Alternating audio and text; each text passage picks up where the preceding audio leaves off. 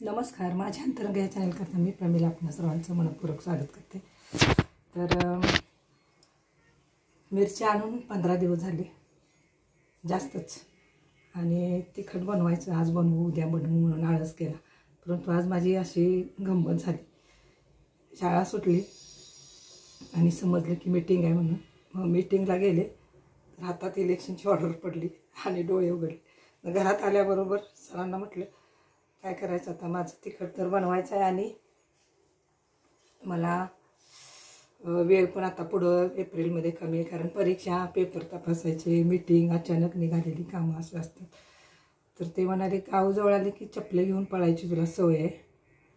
तर मी म्हटलं गावजवळ आल्यावर चपले घेऊन पळणे हा काय प्रकार असतो। तर त्यांनी मला सांगितलं की पूर्वी आमची आई आमच्या चुलत्या जेव्हा माहेरी जायच्या तेव्हा त्यांना त्यांचे आईवडील नवीन चप्पल घ्यायचे। आता एस टीची सोय नव्हती, माहेरून सासरी यायला लागलं की असं व्हायचं की एस टीला जो जिथपर्यंत पैसे तिथपर्यंतच त्यांनी काय करायचं, एस टीने यायचं आणि तिथून पुढे त्या चालत यायच्या।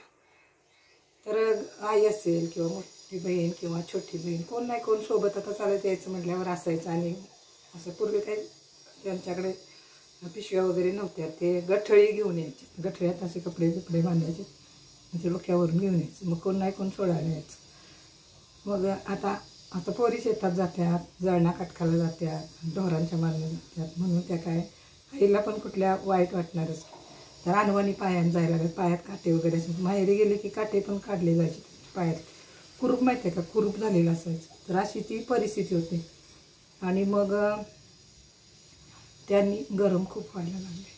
तर त्या काय करायच्या, आईला म्हणायचं मला चप्पल घेऊन दे, मग ते चप्पल घालायचं आणि कुठं घालायचं, माहेर येऊन एस टीत बसेपर्यंत, एस टीतनं उतरेपर्यंत, आता एस टीत कुठपर्यंत बसायचं, पैसे आहेत तिथपर्यंतच, तिथून पुढं चालत यायचं, म्हणजे चालण्याचे कष्ट कमी करायचे म्हणून।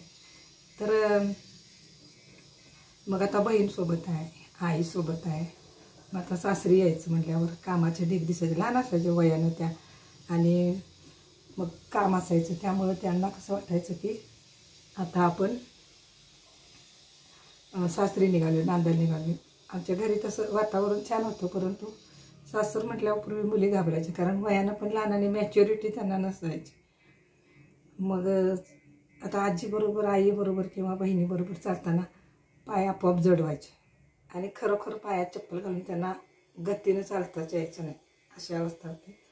तर ते म्हणाले मला की त्या अशा रेंगाळत चालत यायच्या, आणि गाव असं 2-4 किलोमीटरवर आलं की मग आता म्हणायचे आता 4 वाजले, आता घरात जाईपर्यंत घरातले विचारणार एवढ्या टायमानं का आलीस, जर लवकर निघा येत नव्हतं का, असं म्हणून कोण नाही कोण घरी विचारायचं। आमच्या घरी तसं सासरवास कुणालाच झालेलं नाही बरं का, हे पण मी सांगते, परंतु एक भीती असायची, एक दहशत असायची।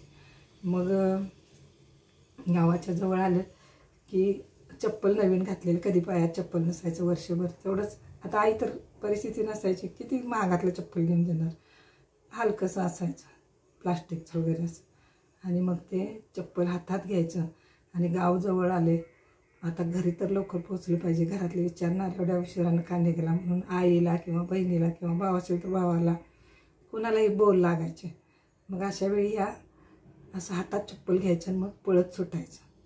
गावात कधी चप्पल दिसता कामा नये, कारण त्यावेळी बायकांनी चप्पल घालण्याची पद्धतच नव्हती, म्हणजे गावात त्या चोरून पाठीतून चप्पल न्यायच्या आणि कुठं अडचणीत असं काट्याकुट्या जळण वगैरे काढायला गेलं तर पायाला टोचू नयेत, पायाला इजा होऊ नयेत म्हणून त्या चप्पल वापरायच्या। आणि मग अशा प्रकारे त्यांनी मला हे मिरचीचा विषय काढला, तिखट बनवण्याचा। त्यानंतर एवढी सगळी माहिती सांगितली, तर कशी वाटली तुम्हाला अवश्य सांगा।